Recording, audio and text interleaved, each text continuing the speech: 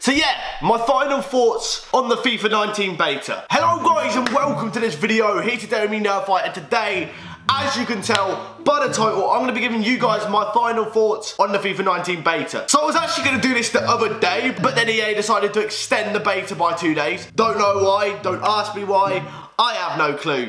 But they did, so yeah, I played it a bit longer. And pretty much I'm making this video because I actually put a poll out on Twitter asking you guys if you'd like to see my final thoughts, because obviously I gave my first honest opinions on the game, on the beta, I mean, not the game, on the beta, and you guys seem to enjoy that video. So I thought today I'd come back with my final thoughts after some things have changed. So without further ado, let's have a talk and let me tell you what I think. So for the people that watched my video previously on my first initial thoughts, you would have heard me say about that there is a slide glitch which was literally, I don't even know how to explain, mind annoying, no, it doesn't make sense, but still, it was annoying, let's just say. And pretty much what happened was every time you got the ball and you tried to do a fake shot near the end line, so like the goal line, the goal kick line, the corner line, etc. Every time you tried to do a fake shot there, your player would just try and slide for the ball. So the ball would just go and you pretty much lose it every single time. So yeah, that was one of the most annoying things. However, EA fixed that within 2 days. That is probably the fastest EA have ever done a fix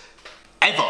Like, it usually takes them 2 months, not 2 days, so props to EA for that. Progress is being made, boys, we like that. So yeah, they managed to fix that glitch, and yeah, that was all good. And they also fixed another glitch where if someone rage quit on you in FUT Rivals, you wouldn't actually get points. So you could be 3, 4, 5-0, 10-0 up, smashing the kid, and he rage quits, and you get no points towards your division. However, they actually fixed that once again within about 2 days, which is mental. EA are fixing stuff. This is revolutionary, boys. This is honestly insane. What has happened to EA? Someone's took over. Someone has completely like got rid of everyone. New people are in and bang, changes are being made.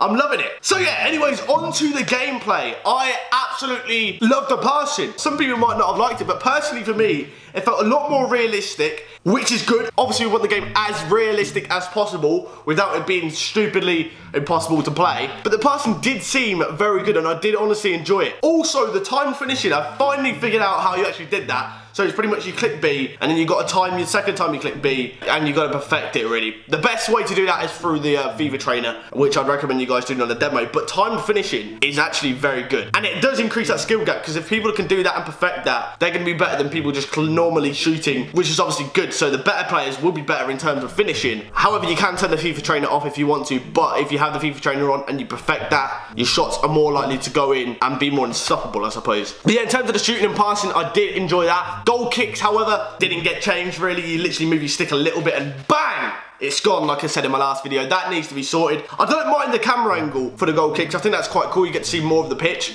However, no, that issue needs to be fixed, and also the power on the goal kicks. That was annoying as well. So another thing I noticed as well was when I played some drafts. This is actually after my first thoughts video. I didn't really play many drafts, but pretty much there was a draft glitch. I don't think it got patched on the beta, but hopefully it will for the full game, because if not, that would be very annoying. But yeah, pretty much you made a draft, and when you went to pick your manager, after that your formation would just randomly change to a different formation. Don't ask me why, it just changed. And that was very annoying because I had players in positions, and then obviously when the formation changes, you're screwed. Then you don't have certain players for certain positions. And then when you try to change up your team as well, you get disconnected from the EA servers. So the formation would change, you try to switch some players around in the change formation, and boom, disconnected from the EA server. Obviously that was a bug, so that will hopefully be fixed up in the near future, before the game is released. So obviously, like I said in my previous video, you actually got to play the other game modes for the last couple of days. Actually, obviously 4 days now, because they actually extended it. So literally you got 4 days for the other game modes. I went on Pro Clubs once. Pro Clubs literally looked exactly the same. Like, I can't lie to you guys, can't lie to you Pro Clubs fans. I'm a Pro Clubs fan myself. I'm gonna have a separate video on my annoyance of Pro Clubs, okay, coming soon. But yes, staying on topic, Pro Clubs, it's literally just a reskin version of FIFA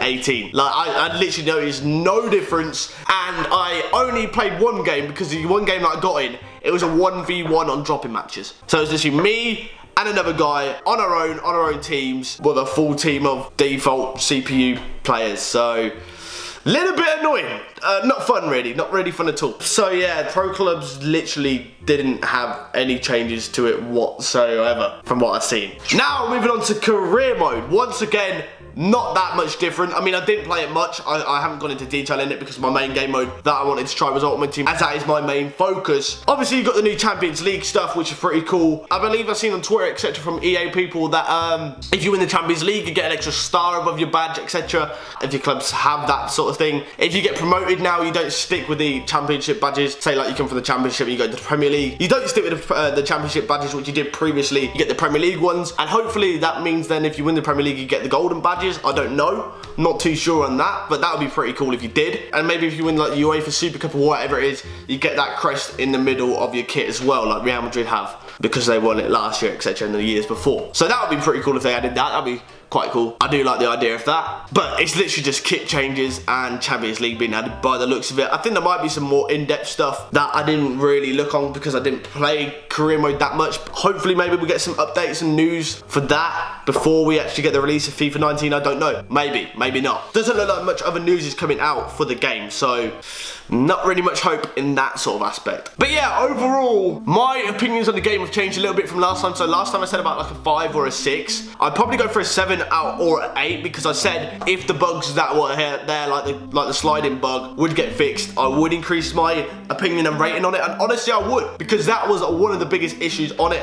The new touch system is very, very sick. I do like that indeed. Free kicks, I actually managed to get a grip of in the end. They're not as hard as what I thought it was. I literally banged in about 3 or 4 when I was on online seasons with Ronaldo. Ronaldo's a beast, obviously. He's going to score the free kicks, but yeah, free kicks seem alright. Corners are corners. I actually want to put it out there. How many of you guys miss this corner camera angle? Let me know in the comments if you miss this. I personally do. I tweeted about it the other day, and a lot of other people seem to miss it as well. I want to know if you guys watching this video miss that camera angle as well. I just did. I think it was pretty cool. I preferred it. But yeah, overall, I'm going to give it a 7.5 out of 10. Maybe an 8. It could creep to an 8 if that draft glitch gets patched. I'm liking it so far. I did like, honestly, the beta gameplay. In terms of Ultimate Team anyways, if I was going to rate the game overall, it'd probably still be about a 6 out of 10 because career mode and pro clubs haven't been changed. Maybe a 5 out of 10 actually. But in terms of Ultimate Team, which is my main game mode, I'm going to give that about a 7.5 to 8 out of 10, as they did fix the stuff that I moaned about in the previous video, and I said I would increase my rating of the game if they did. So yeah guys, that is going to wrap up my final thoughts on the FIFA 19 beta. I want to say a big thanks to EA for hooking up with me code, even though you're probably not going to watch this video at all. Maybe you will actually. Maybe you want to see my feedback from the game and what you think.